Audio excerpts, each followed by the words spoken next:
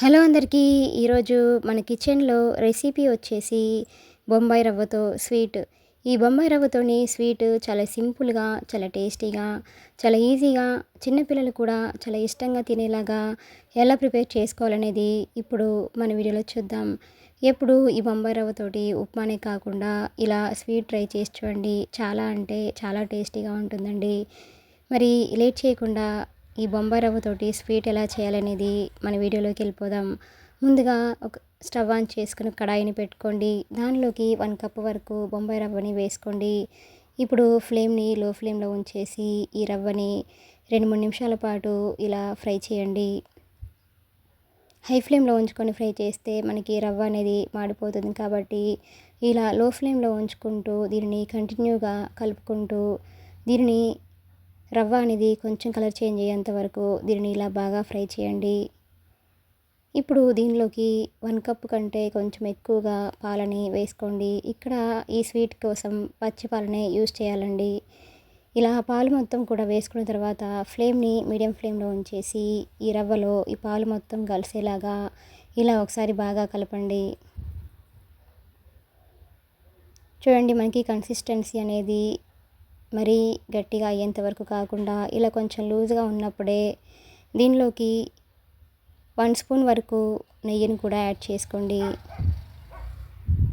ఇలా నెయ్యి వేసుకొని ఈ రవ్వతోటి స్వీట్స్ చేసుకోవడం వల్ల మనకి స్వీట్స్ అనేవి చాలా సాఫ్ట్‌గా చాలా బాగా వస్తాయండి. ఇలా నెయ్యి వేసుకున్న తర్వాత ఇవంతా కూడా కలిసేలాగా ఇలా ఒకసారి బాగా కలుపుకొని ఈ కన్సిస్టెన్సీ అనేది మనకి ఈ విధంగా ఉన్నప్పుడు స్టవ్ ఆఫ్ చేసుకోండి. ఇలా ఒకసారి నెయ్యి మొత్తం కలిసేలాగా బాగా కలుపుకొని దీనిని స్టవ్ ఆఫ్ చేసుకొని పక్కన పెట్టేసేయండి. ఈ రవ్వతోటి స్వీట్స్ అనేవి ఎప్పుడు ఇలా ట్రై చేయకపోతే ఈసారి తప్పకుండా ఈ రెసిపీని ట్రై చేయండి. ఇప్పుడు స్టవ్ ఆన్ చేసుకుని మరొక ప్యాన్‌ని పెట్టుకోండి. దానిలోకి 1 కప్ వరకు షుగర్‌ని వేసుకోండి. అలానే 1 కప్ వరకు వాటర్‌ని కూడా వేసుకోండి. మనం తీసుకున్న 1 కప్పు రవ్వకి 1 కప్పు షుగర్ అనేది మనకి స్వీట్‌నెస్ అనేది కరెక్ట్‌గా సరిపోతుందండి. ఇప్పుడు ఫ్లేమ్‌ని హై ఫ్లేమ్‌లో ఉంచేసి ఈ షుగర్ మొత్తం కరిగేంత వరకు దీనిని ఇలా బాగా కరిగించండి. దీనికి పాకం ఏమీ రావాల్సిన అవసరం లేదండి. మనకి గులాబ్ జామున్‌కి ఎలా అయితే సిరప్ ప్రిపేర్ చేసుకుంటామో సేమ్ అలానే దీనిని కూడా ఇలా ప్రిపేర్ చేసుకోండి. మనకి లైట్‌గా జిగురు ఉంటే సరిపోతుందండి. మనకి పాకం అనేది చల్లారిన తర్వాత కూడా గట్టిపడకుండా ఉండాలంటే దీనిలోకి 2 చుక్కల వరకు నిమ్మరసం కూడా వేసుకొని మరొకసారి ఇలా బాగా కలుపుకొని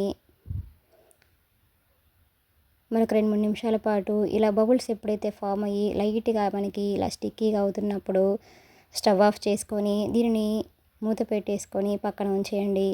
ఇప్పుడు మనకి రవ్వ అనేది ఇలా పూర్తిగా చల్లారిపోయిన తర్వాత దీనిలోకి పచ్చి పాలని ఒక 2 స్పూన్స్ వరకు యాడ్ చేసుకోండి. ఇప్పుడు దీనిని ఒకసారి ఇలా బాగా కలపండి. మనకి రవ్వ చల్లారిన తర్వాత ఇలా గట్టి పడుతుంది కాబట్టి ఈ టైంలో కొంచెం పాలను వేసుకొని ఒకసారి ఇలా బాగా కలుపుకొని ఇప్పుడు కొంచెం కొంచెంగా ఇలా ఈ రవ్వని తీసుకుంటూ ఇలా బౌల్స్ లాగా ప్రిపేర్ చేసుకొని ఇలా చేతిలోకి వేసుకొని ఇలా ప్రెస్ చేయండి. చూడండి, ఇలా ప్రెస్ చేసుకొని వీటిని రౌండ్ షేప్‌లో తీసుకొని ఒక ప్లేట్‌లోకి చేసుకోండి. ఇలా అన్నింటిని కూడా ఈ విధంగా ప్రిపేర్ చేసుకొని ఒక ప్లేట్‌లోకి తీసుకోండి. మనకి పగుళ్ళనేవి ఎక్కడా కూడా రాకుండా ఇలా రౌండ్‌గా వీటిని ప్రిపేర్ చేసుకొని ఒక ప్లేట్‌లోకి తీసుకోండి. చూడండి, మనకి అన్నీ కూడా ఇలా రౌండ్ షేప్‌లో మరీ పలుచగా కాకుండా ఈ విధంగా మందంగా ఉండేటట్లుగా ప్రిపేర్ చేసుకుంటేనే మనకి పాకం అనేది ఈ స్వీట్‌కి పట్టి మనకి తింటున్నప్పుడు చాలా టేస్టీగా కూడా ఉంటాయండి. ఇది నేననే దీనిలోకి సోడా ఏమీ వేయకుండా ఒకసారి చూపిస్తున్నానండి. మీకు సోడా వేసి చూపియాలనుకుంటే ఇలా సోడా కూడా వేసుకొని అలానే దీనిలోకి కొద్దిగా ఇలాచీ పౌడర్ కూడా వేసుకొని మరొకసారి వీటిని ఇలా బాగా కలుపుకొని వీటిని కూడా సేమ్ బౌల్స్ లాగా ప్రిపేర్ చేసుకొని చేతిలో వేసుకొని ఇలా ప్రెస్ చేయండి. మీకు సోడా ఇష్టం లేదనుకుంటే ఫస్ట్ నేను చూపించిన ప్రాసెస్ ఏదైతే ఉందో దాన్ని ఫాలో అవ్వండి. మీకు సోడా వేస్తే ఏందంటే మనకి స్వీట్ అనేది పొంగుకుంటూ మనకి చాలా సాఫ్ట్‌గా చాలా బాగా కూడా వస్తాయండి. ఇప్పుడు దీనిని కూడా మనం ముందుగా ఎలా అయితే స్వీట్స్‌ని ప్రిపేర్ చేసుకున్నామో వీటిని కూడా ఇలా కొంచెం కొంచెంగా రవ్వను తీసుకుంటూ ఇలా బాల్స్ లాగా ప్రిపేర్ చేసుకొని చేతిలోకి వేసుకొని ఇలా ప్రెస్ చేయండి. చూడండి ఎక్కడ పగుళ్ళనేది లేకుండా ఈ విధంగా చూసుకోండి. లేకపోతే ఆయిల్‌లో వేసినప్పుడు ఇవి విరిగిపోయే ఛాన్స్ ఉంటుంది. కాబట్టి మనకి ఈ విధంగా పగుళ్ళు లేకుండా ఇలా సాఫ్ట్‌గా ప్రిపేర్ చేసుకొని వీటిని ఒక ప్లేట్‌లోకి తీసుకోండి. ఈ విధంగా అన్నింటిని కూడా కొంచెం కొంచెంగా ఇలా రవ్వ ముద్దని తీసుకుంటూ అన్నింటిని కూడా ఇలా బౌల్‌లాగా ప్రిపేర్ చేసుకొని చేత్తో ప్రెస్ చేయండి. ఇలా అప్పటికప్పుడు మనం రవ్వతోటి ఏదైనా స్వీట్ తినాలి అనిపిస్తున్నప్పుడు ఇలా 10-15 నిమిషాల్లో ఇలా ఈజీగా ప్రిపేర్ చేసుకోవచ్చండి. చిన్నపిల్లలు కూడా చాలా చాలా ఇష్టంగా తింటారండి. చాలా సాఫ్ట్‌గా, చాలా జ్యూసీగా చాలా బావుంటాయండి. ఇలా అన్నిటిని కూడా ఈ విధంగా ప్రిపేర్ చేసుకొని పక్కన ఉంచుకోండి. ఇప్పుడు స్టవ్ ఆన్ చేసుకొని కడాయిలోకి డీప్ ఫ్రైకి సరిపడా ఆయిల్‌ని వేసుకొని ఆయిల్ బాగా హీట్ అయిన తర్వాత దీనిలోకి ఇలా అన్నింటిని కూడా వేసుకొని ఇప్పుడు ఫ్లేమ్‌ని మీడియం ఫ్లేమ్‌లో ఉంచేసి వీటిని వెంటనే టర్న్ చేయకుండా ఒక నిమిషం తర్వాత వీటిని ఒకవైపు లైట్‌గా కలర్ చేంజ్ అయిన తర్వాత రెండో వైపుకి టర్న్ చేసుకొని రెండో వైపు కూడా మంచి గోల్డెన్ బ్రౌన్ కలర్ వచ్చేంత వరకు వీటిని ఫ్రై చేసుకొని ఒక ప్లేట్‌లోకి తీసుకోండి. చూడండి మనకి ఈ స్వీట్‌లనేవి ఇలా విరగకుండా ఇలా చక్కగా వచ్చాయి. మనకి పగుళ్ళనేవి ఉంటే స్వీట్ అనేవి ఇలా విరిగే ఛాన్స్ ఉంటుందండి. ఇలానే మిగతా వాటిని కూడా ఆయిల్‌లో వేసుకొని వీటిని కూడా రెండు వైపులా కూడా మంచి కలర్ వచ్చేంత వరకు ఫ్రై చేసుకొని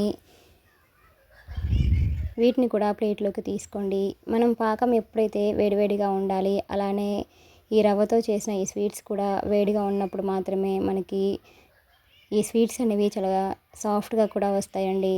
ఇలా ఆయిల్‌లో తీసిన వెంటనే పాకంలో వేసేయండి. మనకి పాకం చల్లారింది అని అనుకుంటే పాకంని మరొకసారి బాగా వేడి చేసుకొని వీటిని దానిలోకి వేసుకోండి. చూడండి ఇలా వీడియోలో చూపిస్తున్న విధంగా అన్నింటిని వేసుకొని వీటిని రెండో వైపుకి కూడా ఇలా పాకంలో ఇలా మునిగేలాగా ఇలా టర్న్ చేసుకోండి. ఇలా అన్నింటినీ కూడా ఈ విధంగా పాకంలో కలిసేటట్లుగా ఇలా ఒకసారి టర్న్ చేసుకుంటూ వీటిని ఒక 1 అవర్ పాటైనా ఇలా పాకంలో ఉంచండి. అప్పుడైతేనే మనకి ఈ స్వీట్స్ అనేవి చాలా సాఫ్ట్‌గా చాలా బాగుంటాయండి. అంతేనండి, ఎంతో టేస్టీగా ఎంతో ఈజీగా ఉండే బొంబాయి రవ్వతో చేసే స్వీట్స్ అనేవి మనకి రెడీ అయిపోయినట్లే. ఇలా రెడీ అయిన ఈ స్వీట్స్‌ని ఒక సర్వింగ్ ప్లేట్‌లోకి తీసుకొని సర్వ్ చేసుకుంటే ఆ టేస్ట్ అనేది చాలా అద్భుతంగా ఉంటుందండి. చూడండి ఈ స్వీట్స్‌ని చూస్తుంటేనే నోరూరిపోతుంది కదా అండి. ఇంకెందుకండి ఆలస్యం, మీరు కూడా తప్పకుండా ఈ రెసిపీని ట్రై చేయండి. Please subscribe my channel, like, share and comment. Thanks for watching.